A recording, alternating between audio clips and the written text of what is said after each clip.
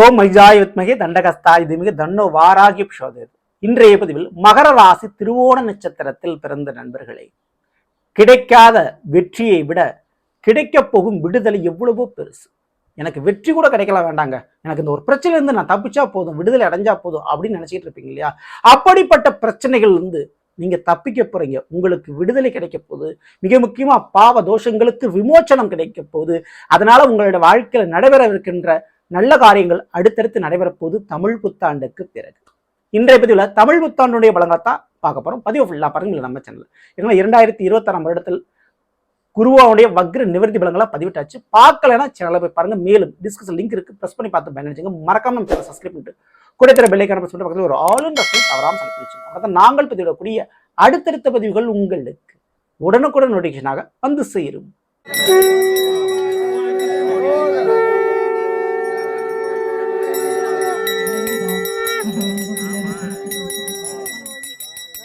சிவமயமாக தெரிகிறதே, சிந்தையில் சிவயோகம் வருகிறதே.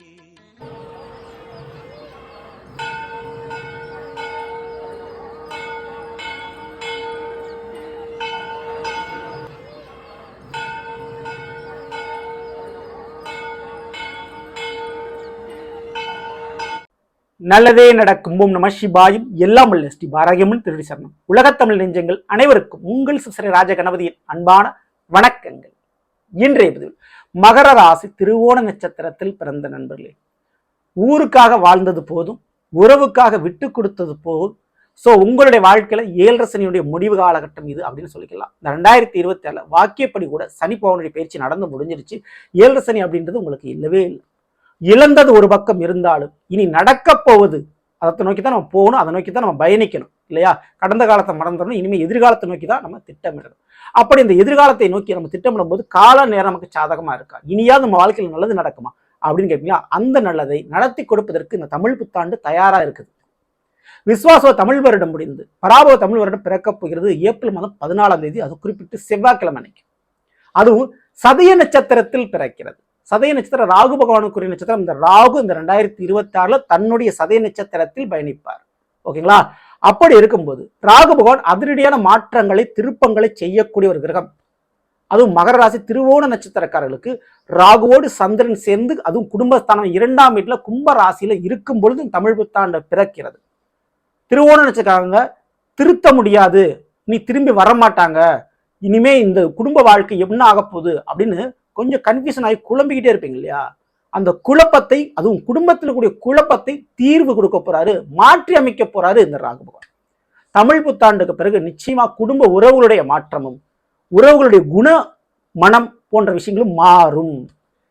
சோ 5 வளையாது 50 வளையாதுன்னு சொல்லுவாங்க. ஆனா அடித்தவர்கள் அடித்தால், அதாவது கிரகங்கள் அடித்தால், கஷ்டம் மேல கஷ்டம் வந்துச்சுன்னா அடிக்கிற மாதிரி அடிச்சா அம்மியும் கூட நகல சொல்லுவாங்க. அந்த மாதிரி மனிதனுடைய குணமும் மனமும் மாறும். உங்களுடைய உறவுகள் யாரெல்லாம் உங்களுக்கு துரோகம் பண்ணாங்களோ, எதிரியா இருந்தாங்களோ, இந்த உறவுகள் மாறாம ரொம்ப அடம் பிடிச்சாங்களோ, எந்த உறவால நீங்க கஷ்டப்படுறீங்க, அந்த உறவுடைய குணம் மாறும், அல்லது அவங்களே இடம் மாறி போவாங்க.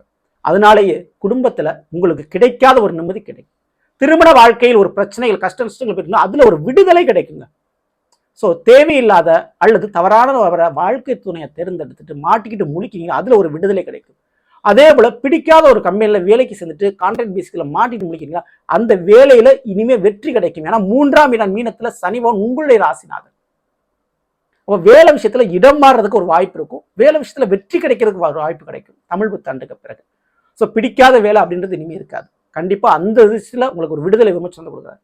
அதே போல ராகு கேதுகள் 2இல் ராகு 8இல் கேது, இது பாவ தோஷத்தை ஏற்படுத்தும். அப்ப இந்த தோஷத்துக்கு நிவர்த்தியை குருவான் கொடுப்பாரு ஜூன் மாதத்திற்கு பிறகு. கடக ராசிக்கு ஜூன் மாதத்திற்கு பிறகு மிதுன ராசியில் கூடிய குருபகவான் வந்து அமர்ந்து அவருடைய நேரடி பார்வை 7ஆம் வரை உங்களுடைய மகர ராசியில் பதியும். அப்ப தோஷங்கள் நிவர்த்தி அடைந்து விமோச்சனம் கிடைக்கும்.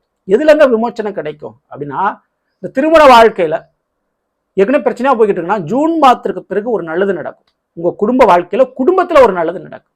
சரிங்களா? பிள்ளைகள் வழியில ஒரு நல்லது நடக்கும். அதே மாதிரி எதிர்பார்த்த இடத்துல இருந்து ஒரு பண வரவு கிடைக்க வேண்டியது, ரொம்ப வருஷமா போராடிக்கிட்டீங்க, அந்த பண வரவு கிடைக்கும்.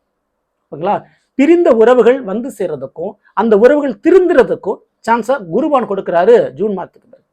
மேலும் சூரியன் சுக்கிரன் உங்களுடைய மகர ராசிக்கு 4ஆம் வீடான மேஷத்தில் அமர்ந்திருக்கிறாங்க. சூரியன் ஆல்ரெடி உச்சம் தான், ஓகேங்களா, சித்திரை மாதம் என்றால்.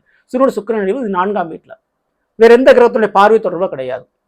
அப்போ திருவோண நட்சத்திரக்காரங்களுக்கு இந்த சூரியனால் என்ன நினைக்கும் அப்படின்னா, இந்த வருடத்தின் தொடக்கத்திலேயே வாழ்க்கை துணை வழியில சில வம்பு வழக்கு பிரச்சனை போய்க்கிட்டு அந்த பிரச்சனையை முடிச்சு கொடுப்பாரு. அதே நேரத்தில் சமூக சேவை, தொண்டு, ஆன்மீகம், இராணுவம் அல்லது போலீஸ் அல்லது மருத்துவத்துறை மற்றும் நீதித்துறை இது சம்பந்தப்பட்ட தொழிலோ வேலையோ நீங்க பார்த்துக்கிட்டு இருக்கீங்க இல்லை படிச்சுக்கிட்டு இருக்கீங்கன்னா அதுல ஒரு வெற்றியும் லாபமும் அந்த வேலை நிரந்தரமாகவும் உங்களுக்கு அமையும். இதுக்கு சான்சஸ் இருக்கு, ஓகேங்களா. தந்தை வழியில் சில சொத்து பத்துகள் உங்களுக்கு கிடைக்கக்கூடிய யோகம் உண்டு, ஓகேங்களா. அடுத்து குறுக்கு வழியில சில மறைமுக வழியில் பண வரவுகள், பண லாபங்கள் கிடைக்கும். ஷேர் மார்க்கெட், ட்ரேடிங் போன்ற விஷயங்கள், வெளிநாடு சம்பந்தப்பட்ட வேலை தொழில் விஷயத்து மூலம் பண லாபங்கள் கிடைக்கும் இந்த திருவோண நட்சத்திரக்காரங்களுக்கு. அடுத்து மிக முக்கியமாக கவனிக்க வேண்டியது, உங்களுடைய ராசிநாதன் 3ஆம் வீடான மீனத்தில் அமர்ந்திருக்கிறாரு. ஆனா கூட செவ்வாயும் புதனும் இருந்திருக்கிறார்கள். புதன் நீசமாக இருக்கிறார், சரிங்களா. அப்போ செவ்வாய் கூட இணைந்து அமர்ந்திருக்கிறாரு. அப்போ கூட பிறந்தவர்களுடைய வழிகளில் நடந்த சொத்து பிரச்சனைக்கு ஒரு முடிவு, ஒரு எண்டுன்னு வருது. அல்லது கூட பிறந்தவங்களுக்கு ஒரு திருமணம் போன்ற காரியங்கள் நடைபெறும். ஸோ அதனால அடுத்து உங்களோட வாழ்க்கைக்கு ஒரு ஃப்ரீயா கிடைக்கும், உங்களோட வாழ்க்கைக்கு ஒரு விடுதலை கிடைக்கும். ஸோ கடமையில செஞ்சு முடிச்சு கொஞ்சம் ரிலாக்ஸ் ஆவீங்க, அதுக்கு சான்ஸ் உண்டு, ஓகேங்களா. ஸோ அடுத்தபடியா மிக முக்கியம் கவனிக்க வேண்டியது, கேது பகவான் உங்களுடைய மகரத்திற்கு 8ஆம் இடம் சிம்ம ராசியில் அமர்ந்திருக்கிறார் இல்லையா, அவர் தன்னுடைய நட்சத்திரமான மக நட்சத்திரம் தான் பயணிக்க போறார். ஸோ இது ரொம்ப ரொம்ப கவனிக்க வேண்டியது. ஏன்னா 8இல் கேதுவான் இருந்தால் நிச்சயம் தீர்க்கப்படாத, முடிக்கப்படாத பல கோர்ட்டு கேஸ் பிரச்சனைகள், வம்பு வழக்கு பிரச்சனைகள், பஞ்சாயத்து பிரச்சனைகள் முடிக்க முடியும். அதே நேரத்தில் ஸோ ஒரு மரண பயம் அப்படி சொல்ல முடியாது, மறைமான வழிகளில் சில பய உணர்வுகள் உங்களுக்கு இருந்துகிட்டே இருக்கும் தமிழ் புத்தாண்டுக்கு பிறகு கூட. ஆனால் அது குருவுடைய பார்வையால் சரியாகும். தலைக்கு வந்து தலைப்பாக வச்சுற மாதிரி இந்த ஏவல், பில்லி, சூரியம், செய்வினை சம்பந்தமான கோளாறு பிரச்சனைகள்ல பயந்துக்காதீங்க. அமானுஷ விஷயங்களால பயந்துக்காதீங்க. ஸோ இறந்த ஆன்மாக்களால பயந்துக்காதீங்க. ஏன்னா குருவினுடைய அருள் உங்களுக்கு உண்டு. குருவினுடைய அருள் இருந்தால் தெய்வத்தினுடைய அருள் பரிபூர்ணம் உங்களுக்கு கிடைக்கும், ஓகேங்களா. ஸோ அதுக்காக நேர காலங்கள், அதுக்காக பணம் காசு செலவழிக்கிறது போன்ற விஷயங்களை தவிர்த்துருங்க. அதில் தேவையில்லாத மருத்துவ செலவுகள், வீடுகளுடைய பெரியவர்கள் முன்னுக்கு அதீதமான முறையில் மருத்துவ செலவு ஏற்பட்டுக்கிட்டே இருக்கா. ஸோ அதுக்கு ஒரு முற்றுப்புள்ளி, ஒரு எண்டுன்றது இந்த 2024 தமிழ் புத்தாண்டுக்கு பிறகு கிடைச்சிடும், சரிங்களா. ஸோ மேலும் வேற மொழி பேசக்கூடியவர்கள் மற்றும் அரசாங்க வேலை பார்க்கக்கூடியவர்கள், இவர்கள் மூலம் ஒரு நன்மை அனுபவிக்கக்கூடிய ஒரு காலகட்டம், சரிங்களா. ஸோ வேற வெளிநாடு தொடர்பு ஏற்படுறதுக்கு சான்சஸ் இருக்குது. வெளிநாட்டு வேலையோ அல்லது வெளி மாநில சம்பந்தப்பட்ட வேலையோ தொடர்போ கண்டிப்பா நடக்கும், கிடைக்கும் உங்களுக்கு. அதுல எந்த மாற்று கருத்து. மிக முக்கியமான முறையில் இந்த திருவோண நட்சத்திரக்காரர்களுக்கு குடும்பம் முதல் வேலை வரை இந்த 2 விஷயத்திலும் ஒரு விடுதலை, ஒரு விமோச்சனம், ஒரு நிம்மதி அப்படின்றது உங்களுக்கு இருக்க போகுது. அப்போ வருமானத்திலும் பிரச்சனை இல்லை, வாழ்க்கையிலும் பிரச்சனை இல்லை. ஆனால் அந்த பிரச்சனை இல்லைன்றத மாற்றி கொடுக்கறதுனால தான் அந்த பிரச்சனை இல்லாமல் போகுது. ஸோ மாறப்போகும் உறவுகள், மாறப்போகும் வேலை மற்றும் வருமான வழிகள். ஸோ அதனால நிம்மதி கண்டிப்பாக உங்கள் வாழ்க்கையில் இருக்க போது, அதில் எந்த மாற்று கருத்தும் இல்லை.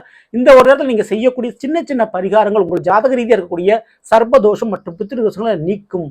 ஏன்னா ராகு கேது 2லையும் 8லையும் இருக்கிறாங்க. ஸோ இந்த ஒரு நேரத்தில் தான தர்மங்கள், குறிப்பிட்ட அன்னதானம் போன்ற விஷயங்களை தவறாமல் பண்ணுங்க.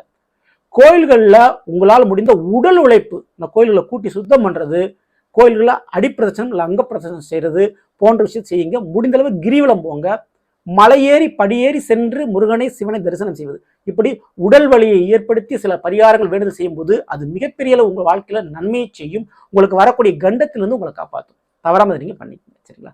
ஸோ நல்ல நாம் இன்று மகர ராசியில் பிறந்தவர்களுக்குரிய பலன்களை பற்றி பார்க்கும்போது நிச்சயமா உங்களுக்கு யூஸ்ஃபுல்லாக இருக்கும்னு நினைக்கிறேன். பிடிச்சிருந்த லைக் பண்ணுங்க, நண்பர்களுக்கும் உறவுகளுக்கும் மறக்காமல் ஷேர் செய்யுங்க. இதுவரை என்னுடைய சேனல் சப்ஸ்கிரைப் பண்ணலாம், சப்ஸ்கிரைப் பண்ணீங்க. கூட இருக்கிற பெல் ஐகானை பிரஸ் பண்ணி பக்கத்தில் ஒரு ஆல் அண்ட் ஆப்ஷன்.